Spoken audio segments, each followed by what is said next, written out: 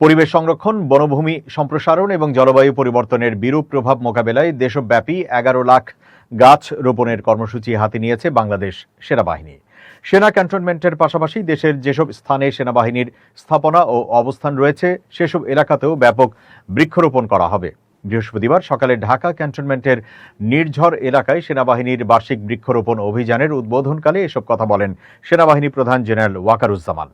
সেনাপ্রধান বলেন, বনায়ন বৃদ্ধি ও পরিবেশের ভারসাম্য রক্ষায় বাংলাদেশ সেনাবাহিনী প্রতি বছরের মতো এবারও ব্যাপক বৃক্ষরোপণ কর্মসূচি বাস্তবায়ন করছে।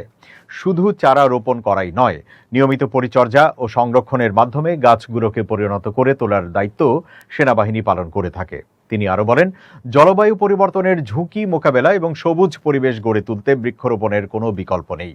তাই এবারের কর্মসূচির আওতায় দেশের বিভিন্ন সেনানিবাস, প্রশিক্ষণ এলাকা, প্রতিষ্ঠানের ক্যাম্পাস ও সেনা নিয়ন্ত্রিত অন্যান্য স্থানে মোট 11 লাখ গাছের চারা রোপণ করা হবে। সেনাপ্রধান আশা প্রকাশ করেন, সেনাবাহিনীর এই উদ্যোগ পরিবেশ সংরক্ষণে গুরুত্বপূর্ণ ভূমিকা রাখার পাশাপাশি সাধারণ মানুষকেও বৃক্ষরোপণে আরও উৎসাহিত করবে।